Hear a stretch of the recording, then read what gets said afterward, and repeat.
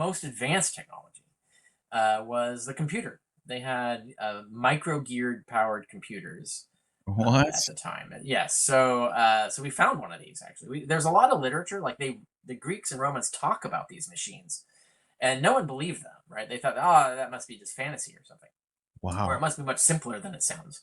No, we recovered one.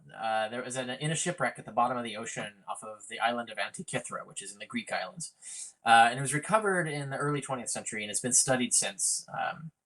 And it was all broken up, but we've used computers and Oh, I reconstructed remember this technology to now. I've rebuild it. seen this before, actually. Right. It's called Yeah. the Antikythera mechanism, named after where it was found. And this was made about 120 BC. It sank below the sea in the 80s BC. It We has know a bunch all this of because of gears. coin evidence. What's this? It has a bunch Yes, of it's gears on all it. gears. Yes, Right. yes, Yes. yes. One knob. You turn one knob, and this massive system of gears Wow. controls a whole number of dials. Now, and then there's an instruction manual on it, and it has all these dial readouts. And the dial readouts do all these things. They reconcile four calendars. So you take four different types of calendars, and it tells you what date is the same on all the calendars, right? So you can pick a date, and it ran up 250 years ahead of its creation, so it could actually calculate a date up to 250 years in the future. So you could pick a date, and it would show that date in four different calendars. And then there were dials that would tell you what zodiac sign each planet would rise in. For them, it was five planets. It would Yeah. tell you what phase the moon would be in. It would tell you in what zodiac sign the sun would rise in. It would tell you, and it would tell you if the day was possible for a lunar or solar eclipse. So it didn't predict lunar and solar eclipses, but it would tell you that it is possible on this day. That's So it did all of those things, right? And just turn of a dial, all the gears did all this. Requires micro precise engineering and craftsmanship. Requires really advanced astronomical knowledge and mathematical knowledge. So it shows not only that they could do this, but they did, right? Like someone paid for this. Someone actually made one of these things. And we have so many references in the literature. We know that there were tons of these things. There were lots of them. There wasn't just like one miraculous device. No, these things were all over Italy and Greece and other places. We just lost them all. They were all just like melted down and turned into pots and pans or something. We don't know really what happened to them.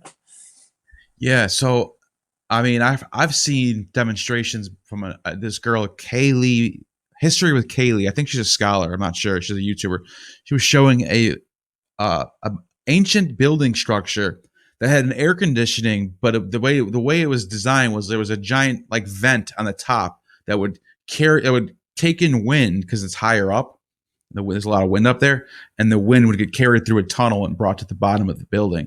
It was like a air conditioning system. This is one I don't know. Do you know what culture that was? I'm pretty sure it was like Babylonian. Okay, I'm pretty that sure. that that makes sense. Yeah, No, I'm that one I've not heard of. I don't know that one. But there was a heating revolution to go on the other side, sure. which is blown glass. You'd think so. The blown glass was invented by Syrian Roman Jews, uh, possibly Jews, we think, but certainly Syrian Romans. Um, in the early first century, and then it became an exploding technology, super popular. Within 100 or 200 years, Oh yeah. there's already a massive glass factory up in Germany.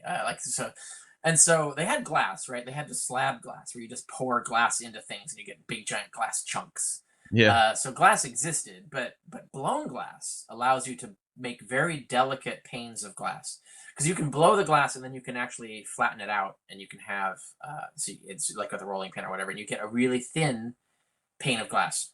So you get window panes, right? And think, okay, well, what's the big deal about window panes? Well, think about this. This is what happened at Roman and Greek bathing houses and stuff. They could have massive walls of these panes of glass, so you get tons of solar heating. The sunlight gets in, but it's closed, so the heat stays in there. So you basically have a huge revolution in cheap heat. Basically, have solar heating, Wow. right? So this was actually a really big deal economically, and all just from learning how to blow glass, right? It's these kinds of things that they were doing back then. And the last thing I want to ask you about, because you mentioned with that ancient computer, we're talking about the planets. Yeah. The five planets plus the moon and the sun. What did they think they were? Did they know they were planets? Did they think they were worlds? Did they think there was a deity? What can you take us through Yeah. that? I mean, they speak metaphorically of them as deities all the time, but no, the real scientists. If you read Ptolemy, if you read other scientists like him, No, they did believe that they were orbs. So they did think the moon was a ball, a giant ball.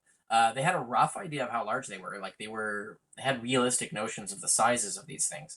Not necessarily spot on sizes, but pretty close. Ptolemy got the size of the moon almost directly right. And the sun he was a little off on, but still they were able to do parallax observations and do the geometry and figure this out. So they had a rough idea of their sizes. And they could only see the up to Saturn, right? So they didn't see the planets beyond yet. You need I can't remember if they saw Neptune or not. I don't think so. I think Saturn was the most distant planet. Yeah, Saturn was the most one. And they did so. And Ptolemy has a treatise where he writes. It's called the Planetary Hypotheses, where it's a treatise where he's talking about, well, what are these things? And he has hypothesizes. And he discusses different theories. And one view is that there are these planets, these other worlds, may or may not have life on them. They were open to either possibility. And his view, there are two views. One is that they're just floating around. The other is that they're embedded in giant crystal spheres or crystal bands that you can't see because they're crystal. Wow. That move, right? So he proposes both theories. He agrees both are plausible. He kind of himself leans towards the crystal sphere view.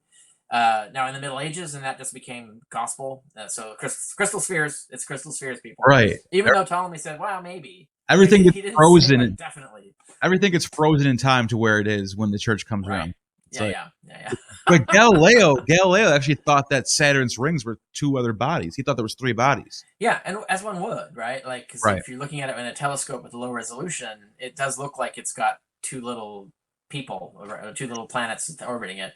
It took better telescopes to actually see the full rings of Saturn. You start to see new technologies pop up. Well, new is the wrong word. You start to see technologies reoccur around 1100. So you've got about 800 or 900 years of real stagnation in the West. Now, when you say even in the East.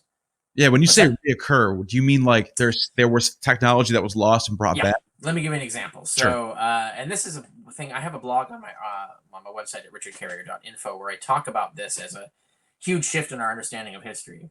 It used to be claimed that the medieval Christians are the ones who invented water power. Right, that they invented the idea of running an industry on water wheels. That's not true. That actually is a recovery of a lost technology. In fact, a lost concept. They went hundreds and hundreds of years with they almost completely lost water tech. The Roman Empire is the peak of this. They had more industrialized water power exploitation than we would see again until like the 15th or 16th century. Right, so if you think like it took a while, right, to get it back. But this means that they had water wheels not only grinding their grain, but also sawing wood, sawing marble, and even they had forges. They had automated water-powered forges. So they were exploiting water power very extensively, even including like there's the Barbagal facility is one of the most famous examples. This is a second century capitalist project in the Roman Empire in France, where they set up 32 water wheels. They built it on a slope and they built an aqueduct to bring water to it. So you have this massive flour factory. Basically what they've created, this automated flour factory. Wow. That's the kind of technology that was lost. It wouldn't be recovered until like 1100 or about 1000 AD-ish.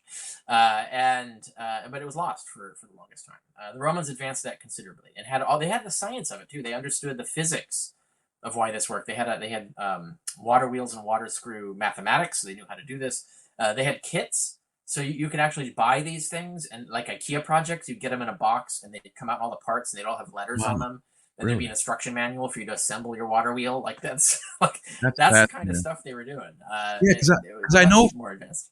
I don't know if it was Vespasian or maybe before him, like one of the Caesars had built giant aqueducts that were basically going all the way across the Roman Empire, different city to city, from like large lengths. I'm not sure how long exactly, but well, actually, that was a Roman thing altogether, right? So the Romans were building aqueducts already from the first century BC, and every emperor subsequently built tons of these, and canals too. They dug canals, and canals with locks, so you could have like the Suez Canal, not the Suez Canal, the Panama Canal. So you have this, with independent locks, so you could actually take ships up water.